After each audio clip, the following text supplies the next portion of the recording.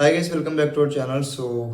ఈ pan India start అయినప్పటి నుంచి నార్మల్లీ ప్రభాస్ అన్న సినిమాలు అనౌన్స్మెంట్ అవ్వడం కానీ, కంప్లీట్ అవ్వడం కానీ, ఆ రిలీజ్ డేట్ నుంచి యాక్చువల్ రిలీజ్ అవ్వడమే కానీ అది ఒక చాలా పెద్ద ప్రాసెస్ ఉంటుంది. అండ్ నార్మలీ ఎప్పుడు చెప్పిన టైంకి అయితే రిలీజ్ అవ్వదు. ఎందుకంటే ఇప్పుడు ప్రభాస్ అన్న సినిమాలు కాబట్టి పెద్ద పాన్ ఇండియా సినిమాస్ ఉంటాయి కాబట్టి పెద్ద స్కేల్ ఉంటుంది. అండ్ చెప్పిన డేట్కి అయితే రాదు, దాన్ని మళ్ళీ ఎక్స్టెండ్ చేసుకుంటూ ఉంటారు, పోస్ట్పోన్ చేస్తూ ఉంటారు. అండ్ చివరికి ఆ పోస్ట్పోన్ చేసినప్పుడు కూడా సింగిల్గా రిలీజ్ అవుతుందంటే అక్కడ కూడా ఉండదు, మళ్ళీ అక్కడ క్లాష్ ఉంటుంది. సో చాలా ప్రాసెస్తో రిలీజ్ అయితే అవుతూ ఉంటుంది. అండ్ ఆల్రెడీ మనకు లాస్ట్ టైం డంకీ వర్సెస్ సలారీ రెండు సినిమాలు ఒకేసారి అయితే రిలీజ్ అవ్వడం జరిగింది. అండ్ సలార్కి డంకీకి చాలా పెద్ద క్లాష్ అయితే జరిగింది. అండ్ ఈ క్లాష్లోనూ ప్రభాస్ అన్న తగ్గకుండా మంచి కలెక్షన్స్ అయితే రావడం జరిగింది. అండ్ ఇప్పుడు కూడా మనకి రాజా సాబ్ ఇప్పటికే 2 times అయితే పోస్ట్పోన్ అవ్వడం జరిగింది. ప్రొడక్షన్ వర్క్స్ కానీ, విఎఫ్ఎక్స్ వర్క్స్ కానీ ఇలా అనేసి చాలా రీజన్ చెప్పేసి ఇప్పటికే 2 times అయితే పోస్ట్పోన్ చేయడం జరిగింది. అండ్ ఫైనలీ ఇప్పుడు మనకు సంక్రాంతికి రాజా సాబ్ వస్తుంది అనుకుంటే, రాజా సాబ్తో పాటు ఇప్పుడు మనకు తమిళ్లో జననాయకన్ కానీ, లేకుంటే ఇక్కడ మన చిరంజీవి గారి మన వరప్రసాద్ గారు కానీ, అండ్ రవితేజ గారి సినిమా కానీ, అండ్ రవితేజ గారి సినిమా కూడా ఉంది. బట్ అది ఆ టైంకి కంప్లీట్ అవుద్దో లేదో అనేది తెలీదు. బట్ మనకు నార్మల్లీ 3-4 సినిమాస్ అయితే మనకు సంక్రాంతికి ఖచ్చితంగా ఉంటాయి. అండ్ అందులో మనకి ఇప్పుడు మెగాస్టార్ గారు అండ్ రెబల్ స్టార్ ప్రభాస్ అన్న అండ్ ఇక్కడ క్లాష్ ఉంటే, అండ్ మనకి ఇప్పుడు తమిళ్లో ఇప్పుడు మనకు జననాయకన్ విజయ్ తలపతి గారి సినిమాస్ అక్కడ ఆయనకు బాగానే క్రేజ్ ఉంటుంది.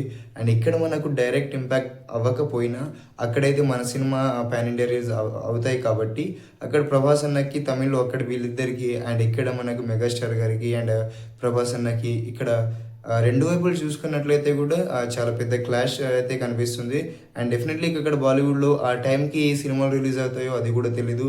అండ్ అక్కడైతే ఇక్కడ 3 వైపుల నుంచి ఎక్కడ చూసినా మనకు క్లాష్ అయితే కనిపిస్తుంది ప్రభాస్ అన్నకి. అండ్ డెఫినెట్లీ లాస్ట్ టైం ఆ క్లాష్లో అయితే ప్రభాస్ అన్నకి ఎటువంటి డ్యామేజ్ అయితే జరగలేదు. ఇన్ఫ్యాక్ట్ క్లాష్ లేకుంటే 700 కాస్త 1000 వరకు వెళ్ళేదేమో. బట్ డీసెంట్ కంటే చాలా బాగా మంచి నెంబర్స్ అయితే వచ్చాయి. సో ఇప్పుడు కూడా ఈ క్లాష్ అయితే ఎదుర్కొనే ఛాన్సెస్ అయితే ఉన్నాయి. అండ్ ఇప్పటికీ మనకు పీపుల్ మీడియా ఫ్యాక్టరీ వాళ్ళు మనకు మిరాయి సినిమా ఈవెంట్లో మనకు రాజాసాబ్ గురించి అడగగా మనకు సంక్రాంతి 9కి అయితే జాన్ 9కి అయితే రావడం జరుగుతుంది అనేసి చెప్పడం జరిగింది వాళ్ళు. సో ఆ టైంకి మనకు వరప్రసాద్ గారు ఒక 2-3 days వెనక ముందు, సో అప్పుడు వరప్రసాద్ గారు నుంచి మన చిరంజీవి గారు అండ్ ప్రభాస్ అన్న వీళ్ళిద్దరికి అయితే అక్కడ కాంపిటీషన్ ఉంది. అండ్ మనకు ఖచ్చితంగా ఆ టైంకి వెంకీ మామ కూడా వచ్చే ఛాన్సెస్ అయితే ఉంటాయి. సో ఇలా సీనియర్స్ హీరోస్కి ఇక్కడ క్లాష్ ఉంది, మళ్ళీ బయట చూసుకుంటే బయట క్లాష్ ఉంది. ఈసారి కూడా ప్రభాస్ అన్నకి క్లాష్ తప్పదు అనిపిస్తుంది. అండ్ డెఫినెట్లీ ఎటువంటి క్లాష్ ఉన్నా మన దగ్గర అయితే నార్మల్లీ మంచి ఉన్న సినిమాలు అందరూ చూస్తారు. అండ్ దట్టు రాజా సాబు ప్రభాస్ అన్నకి మారుతి గారికి కానీ ప్రభాస్ అన్నకి కానీ ఇది చాలా మంచి ఫిలిం. ఎందుకంటే full entertainment film, horror comedy కాబట్టి సో నార్మల్లీ సినిమాలోనో చూస్తారు. అండ్ డెఫినెట్లీ మంచి సినిమా ఉంటే, స్టోరీ మంచిగా ఉంటే డెఫినెట్లీ దాన్ని ఎవడు ఆపలేడు. ఆ కలెక్షన్స్ మనకు ఊహించని స్థాయిలో ఉంటుంది. So and at the same time మనకు చిరంజీవి గారికి కూడా ఇప్పుడు సరైన సినిమాలు అయితే ఇప్పటివరకు రాలేదు ఆయనకి. సో ఈ సినిమాతోటి మంచి కంబ్యాక్ ఇవ్వాలి ఆయన. ఎందుకంటే మనకు వాల్తేరు వీరయ్య తర్వాత నెక్స్ట్ హిట్ సినిమా ఇది బాగుంటే ఇదే సినిమా హిట్ అవుద్ది. కాబట్టి వరప్రసాద్ గారు కానీ, అండ్ ఎందుకంటే ఇక్కడ మనకు ఒకవైపు అనిల్ రావిపూరి గారు కూడా ఇప్పటివరకు ఆయన ట్రాక్ రికార్డ్ అనేది చాలా మంచిగా ఉంది. ఆ ట్రాక్ రికార్డు ప్లస్ మెగాస్టార్ గారు ఆ కంబ్యాక్ రెండు కలిపి రావాలి. అండ్ ఇటువైపు ప్రభాస్ అన్న ప్లస్ మారుతి ఇద్దరికి మంచి చాలా ఇంపార్టెంట్ ఫిలిం అండ్ మంచి ఫిలిం. అండ్ అటువైపు అయితే మనకు విజయ్. సో ఇలా ఎటు చూసినా కూడా సీనియర్స్ హీరోల మధ్య అయితే ఈ క్లాష్ అయితే ఉంది. And what's your opinion on this? ఈ క్లాష్లో ఎవరు విన్ అవుతారు, ఎవరికి మంచి నెంబర్స్ వస్తాయి అని మీకు అనిపిస్తుందో కమెంట్ చేయండి.